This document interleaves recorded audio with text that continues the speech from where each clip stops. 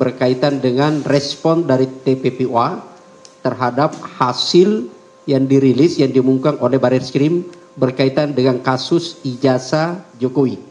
Oke, jadi kita tahu semua bahwa Barreskrim sudah mengumumkan gitu ya, menyebut identik gitu ya. Meskipun identik itu bukan berarti asli gitu loh. Nah, teman-teman sekalian yang sudah hadir di sini dari TPPUA, ada dari ujung sana Bang Ahsan gitu ya, Ahsan Khan gitu. Ini dari Pakistan ya. Kalau ada Khannya itu dari mana gitu ya? Impor ya. Mencari dari Esa, kemudian ada Bang Yani gitu ya, Ahmad Yani, Esa MH gitu ya. Dokter ya, pemilik kantor sini ya. Kita terima kasih Bang Yani pakai dipinjamkan kantornya. Kemudian ada Ibu Kurnia yang sempat diperiksa di Polda, tapi sebelumnya sempat ke Jogja gitu ya, Ibu Kurnia. Lalu kemudian ada dan Solo gitu ya. Kemudian Bang Juju Purwanto SH gitu ya, ada di yang pakai kopiah. Kemudian itu khas gitu ya, Bang Juju ya. Kemudian ini biasa dipanggil AK gitu ya. Jadi Ahmad Kosidun SH, ini saya kira yang fasih melantunkan filosofi Jawa gitu ya. Lalu kemudian di samping saya ada Pak Rizal Fadila, ini pemilik senior dari TPPUA gitu ya. Lalu kemudian ada Bang Didi gitu ya. Kemudian di sebelah ada Pak Fitra gitu ya, Fitran Syah gitu. Saya kira ini semua akan menemani kita semua selama jumpa pers di sini, menjelaskan kepada kita semua argumentasi sesuai yang kami edarkan bahwa TPPUA itu akan mengajukan gitu ya surat keberatan sekaligus mendesak kepada Polri untuk segera diadakan gelar perkara khusus berkaitan dengan yang diumumkan atau hasil mereka melakukan uji terhadap ijazah Jokowi yang dilihat mulai dari proses penyelidikan sampai kemudian mengumumkan. Itu ada banyak kejanggalan yang membuat kita bertanya-tanya, sehingga penting dilakukan gelar perkara khusus dan terbuka untuk kita semua. Sebelum masuk ke dialognya gitu ya, kita ada dua sesi gitu ya, ada dialog untuk sesi kedua. Lalu yang pertama adalah pembacaan pernyataan sikap berkaitan dengan hasil rilis dari Barreskrim yang akan disampaikan oleh Bang Ustadz Aka gitu ya. Saya persilakan dulu efektifnya. Nah, yang baru masuk Bang Bedi, makasih, selamat datang gitu ya, bergabung kita. Efektifnya saya persilakan.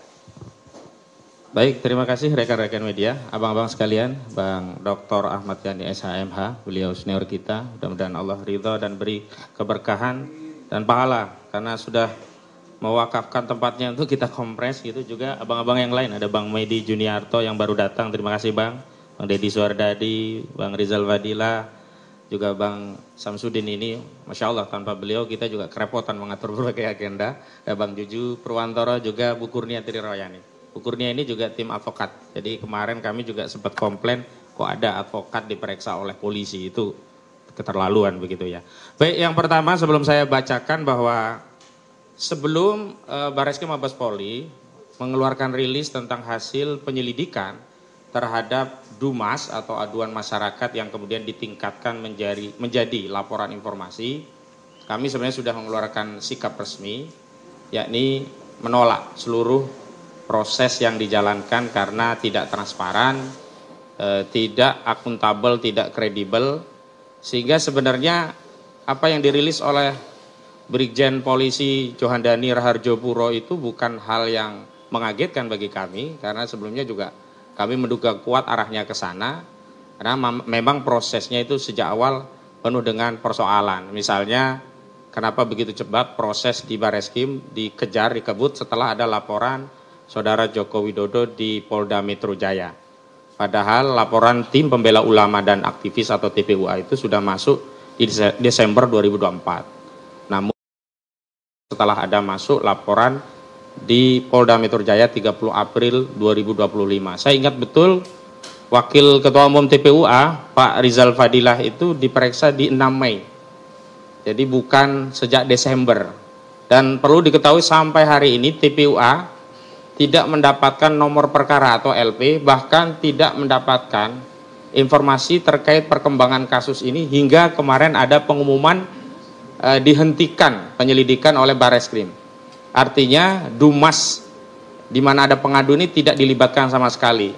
Sekali lagi ya, proses di Barreskrim ini proses penyelidikan yang berasal dari Dumas, pengaduan masyarakat, bukan berdasarkan pengaduan internal.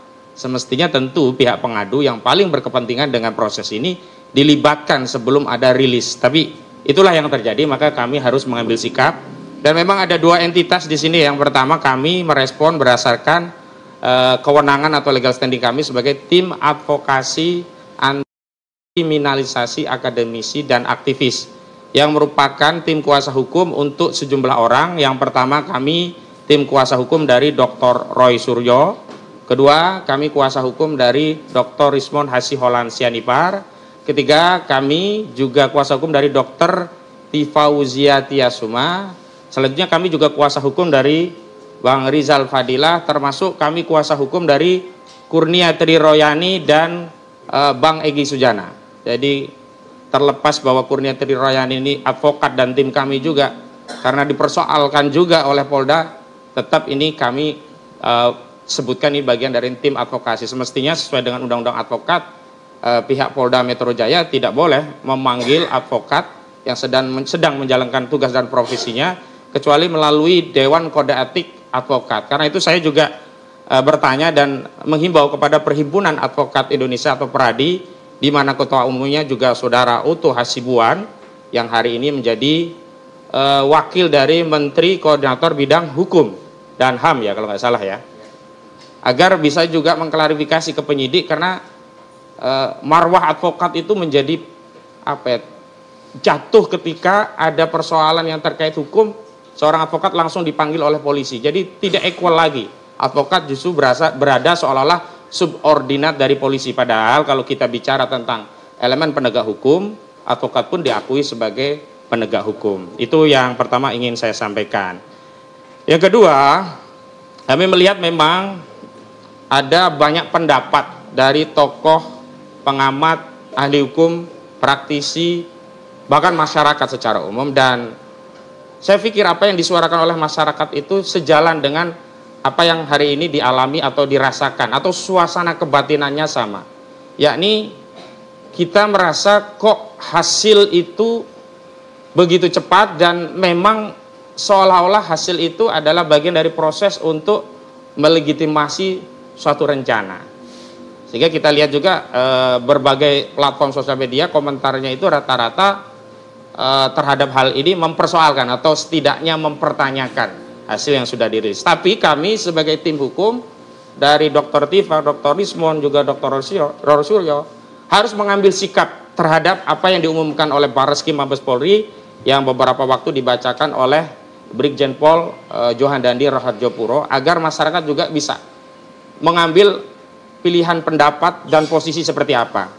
Karena hari ini memang kita tidak boleh mengambil sikap yang abu-abu, karena kebenaran yang hendak diungkap oleh klien kami, yakni Dr. Roy Suryo, Rismond dan yang lainnya, itu bukan ada apa yang dituduhkan itu sebagai mens rea atau niat jahat. Tidak ada niat jahat sama sekali.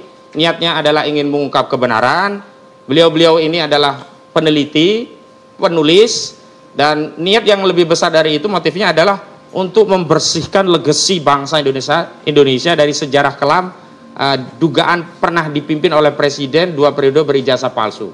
Yang kedua, motif yang paling penting untuk kami sampaikan agar tidak ada dakwaan atau bahkan tuduhan kita punya niat jahat atau mens rea, bahwa kita ingin memberikan insentif pada dunia pendidikan kita agar ada semangat bagi rakyat kita untuk menuntut ilmu dan memperoleh ijazah.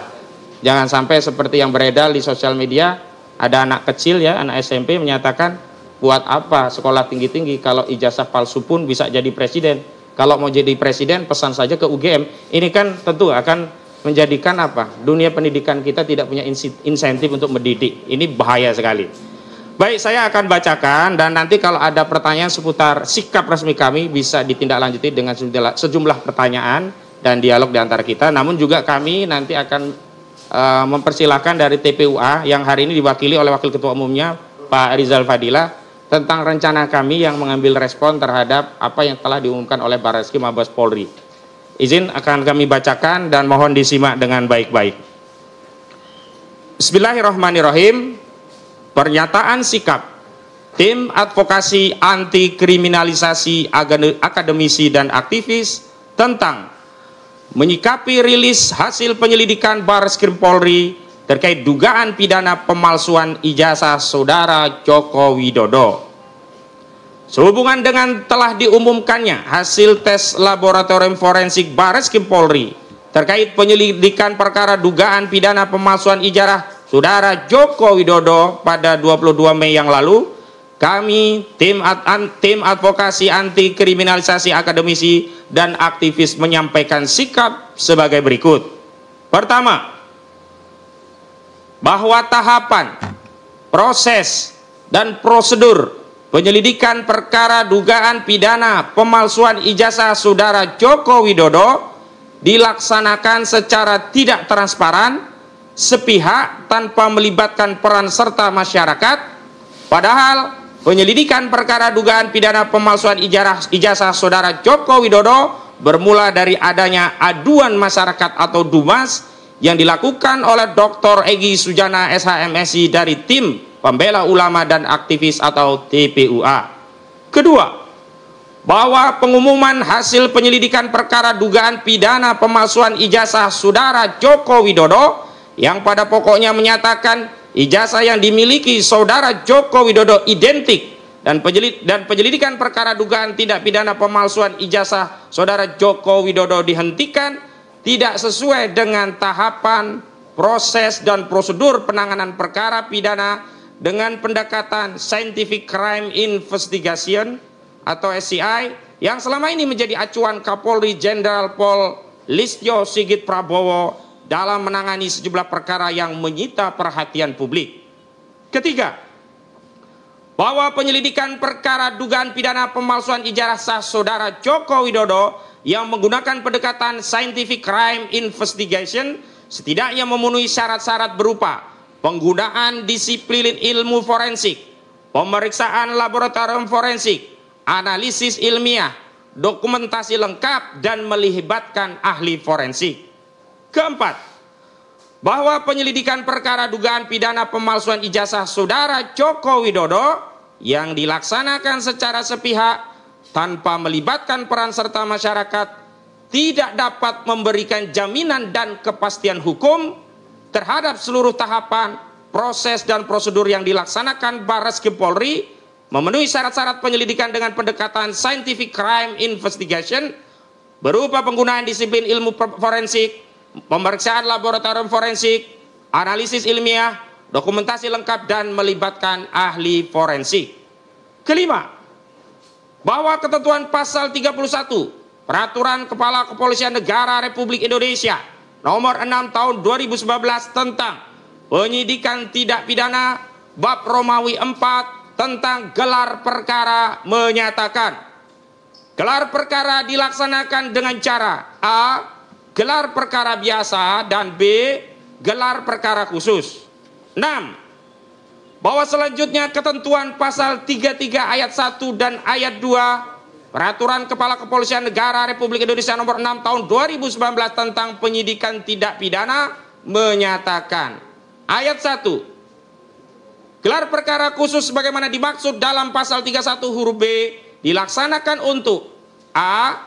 Merespon pengaduan masyarakat dari pihak yang berperkara dan atau penasihat hukumnya setelah ada perintah dari atasan penyidik. B. Membuka kembali penyidikan perkara putusan pra-peradilan. Dan C. Menindaklanjuti perkara yang menjadi perhatian masyarakat. Ayat 2. Pelaksanaan gelar perkara khusus wajib mengundang fungsi pengawasan dan fungsi hukum Polri serta ahli. Ketujuh, bahwa berdasarkan ketentuan pasal 31 junto pasal 33 ayat 1 dan ayat 2 Peraturan Kepala Kepolisian Negara Republik Indonesia nomor 6 tahun 2019 tentang penyidikan tidak pidana, maka kami menuntut agar dilakukan gelar perkara khusus terhadap hasil penyelidikan Barreskrim Polri terkait dugaan pidana pemalsuan ijazah Saudara Joko Widodo. Demikian pernyataan disampaikan Jakarta 24 Mei 2025, Tim Advokasi Anti Kriminalisasi Akademisi dan Aktivis, tertanda Petrus Salestinus Sarjana Hukum Koordinator Litigasi, Ahmad Kosidudin Sarjana Hukum Koordinator Non Litigasi. Jadi rekan media, demikian sudah kami bacakan, kami berikan izin untuk mengedarkannya baik seluruhan maupun sebagiannya, dan kami juga perkenankan untuk mengajukan sejumlah pertanyaan untuk mendetailkan apa-apa yang sudah kami sampaikan. Untuk itu kami kembalikan kepada pengantar. Ya, makasih Ustadz Akah gitu ya. Teman-teman, sebelum kita masuk dialog, saya beri waktu dulu ke Bang Rizal gitu ya, Rizal Fadila, Wakil Ketua TPUA, karena legal standingnya ini sebenarnya adalah di TPUA. Apa yang mereka alami setelah mulai dari mengadukan sampai kemudian tiba-tiba kok dihentikan gitu lah. Saya persilakan kepada saya.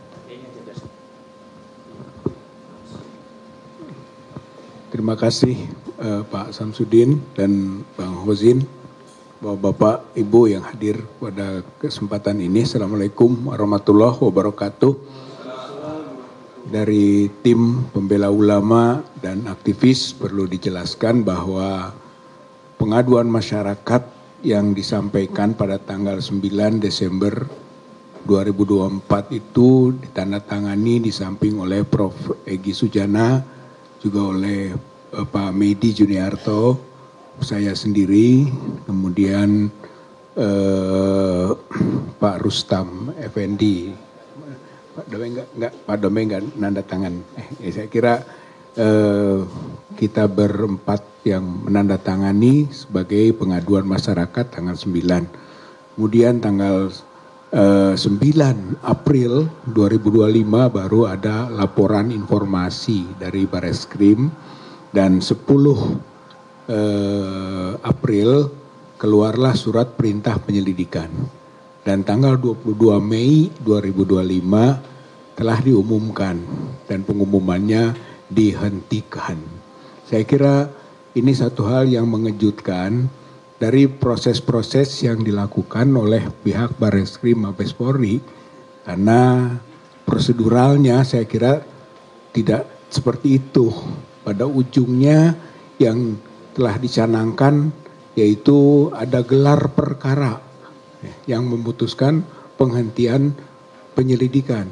Saya kira gelar perkara itu harus melibatkan unsur pengadu, gitu, karena ini adalah Dumas yang kemudian ada surat perintah penyelidikan dan gelar perkara untuk sampai kalimat menghentikan itu harus melibatkan pihak pengadu. Nah, dan ternyata tidak, hanya gelar perkara internal saja yang kemudian dipublikasikan oleh Brigjen Juhandani itu. Saya kira ini yang kita protes, yang pihak tadi kuasa hukum atau tim advokasi anti kriminalisasi akademisi dan aktivis, kita semua sudah menyampaikan pernyataan seperti tadi, protes gitu. Jadi TPUA itu akan membuat surat pada hari Senin, ya insya Allah, surat langsung kepada Karo Wasidik, ya Mabes Polri, ya, untuk meminta sebagaimana disampaikan tadi, yaitu gelar perkara khusus. Karena gelar perkara yang semestinya melibatkan pengadu, termasuk juga ahli atau pihak-pihak lain yang diperlukan, tidak dilakukan. Oleh karena itu TPUA memohon, meminta, mendesak pihak kepolisian, Mabes Polri untuk melakukan gelar perkara khusus. Sebagaimana tadi telah disampaikan sesuai dengan Perkap Polri nomor 6 tahun 2019, ya tadi disampaikan oleh tim kuasa hukum, ya pasal 3133. Sebagaimana itu, saya kira kita berbasis hukum. Jadi permohonan ini memiliki landasan hukum yang kuat. Mudah-mudahan harapannya itu bisa direalisasikan. Walaupun ditujukan kepada Karo Wasidik, tapi tembusannya kepada Presiden, tembusannya kepada pimpinan DPR, tembusannya kepada Kejaksaan Agung, tembusannya kepada Bareskrim, kepada Irwasum, dan tentu saja kepada tim advokasi. Artinya terpublikasi secara luas. Karena ini TPUA mengadukan ke pihak Barreskrim atas dugaan ijazah palsunya Joko Widodo bukan kepentingan TPUA, bukan kepentingan kelompok atau personal tertentu, tapi ini kepentingan umum, gitu. Ini kepentingan masyarakat banyak, kepenasaran publik yang ingin kita sampaikan aspirasinya. Oleh karena itu kita kembalikan lagi sekarang kepada masyarakat, kepada rakyat, kepada publik tentang pertanggungjawaban dari pihak TPUA sendiri, dan tentu saja kita tuntut pertanggungjawaban dari pihak Barreskrim Mabes Polri untuk menuntaskan kasus ini, karena ini adalah kasus yang telah menarik perhatian masyarakat sebagaimana yang disebutkan tadi dalam aturan Perkapolri itu. Jadi intinya hari Senin insya Allah ya TPUA yang akan bersama-sama dengan tim advokasi anti kriminalisasi akademisi dan aktivis akan bareng-bareng kembali ke Barreskrim Mabes Polri untuk menyampaikan semacam nota protes sekaligus mendesak agar pihak kepolisian khususnya Mabes Polri segera menggelar yang disebut gelar perkara khusus, karena ini menyangkut perhatian publik ya. Belum selesai masalah ijazah palsu yang diduga kuat itu belum selesai, apalagi dibangun framing seolah-olah ijazahnya sudah asli, padahal yang diperiksa juga adalah soal identik dan non identik. Identik tidak sama dengan otentik. Tidak bisa dikualifikasi, di framing menjadi asli. Belum terbukti bahwa dugaan ijazah palsu Jokowi asli. Belum. Oleh karena itulah TPUA melanjutkan proses ini sampai tuntas. Sehingga masyarakat, rakyat, bangsa Indonesia puas pada ujungnya tentang bagaimana status ijazah dan juga skripsi dari presiden atau mantan presidennya yang menimbulkan kegaduhan dalam kehidupan berbangsa bernegara. Oleh karena itu TPUA dan tim advokasi berbuat untuk kepentingan publik, untuk kepentingan masyarakat dalam rangka membela kebenaran, kejujuran dan keadilan di negeri Republik Indonesia. Terima kasih. Assalamualaikum warahmatullahi wabarakatuh. Assalamualaikum warahmatullahi wabarakatuh. Jadi teman-teman, suratnya hari Senin ya diserahkan.